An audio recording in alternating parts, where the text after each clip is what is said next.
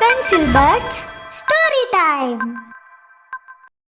ఇంట్లో దయ్యాలున్నాయని తెలుసుకున్న శ్రీనివాస్ వాటిని తరిమేయడానికి ఒక మాంత్రికుణ్ణి తీసుకురావడానికి బయలుదేరతాడు.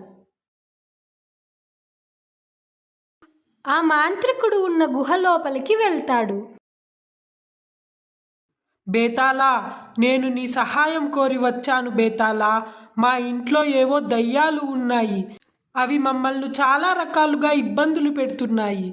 వాటి నుంచి నువ్వే మమ్మల్ని కాపాడాలి బేతాళా. నువ్వేం భయపడకు. నేనిప్పుడే నీతో పాటు మీ ఇంటికి వస్తాను. దాని అంతు చూస్తాను.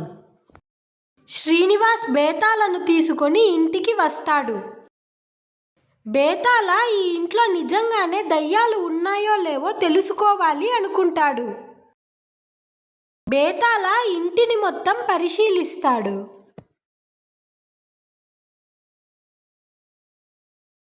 ఉన్నాయి ఉన్నాయి ఈ ఇంట్లో ఖచ్చితంగా 2 దయ్యాలు ఉన్నాయి. బేతాళ, మమ్మల్ని కాపాడు బేతాళ. ఈ ఇంటికి వచ్చినప్పటి నుంచి మేము భోజనం కూడా చేయలేదు.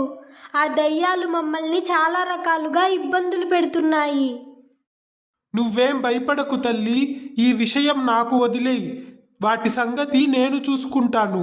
నువ్వు వెంటనే వెళ్ళి నేను పూజ చేయడానికి ఒక గదిని సిద్ధం చేయి. అలాగే బేతాళ, నేనిప్పుడే వెళ్ళి ఆ పని చూస్తాను.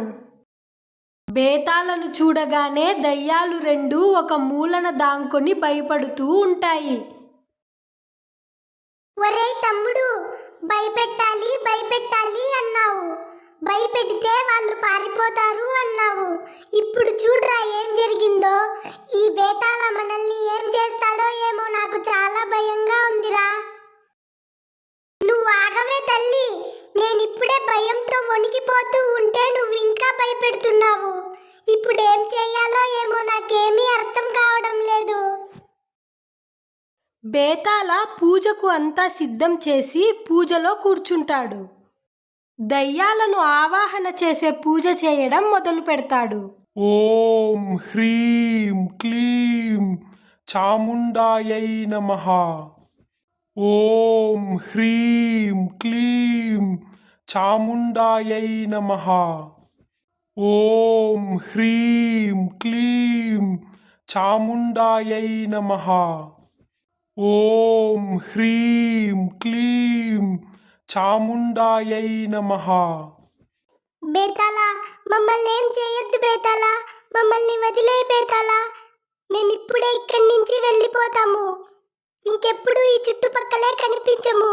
వదిలేయ్ బేతాళ మమ్మల్ని.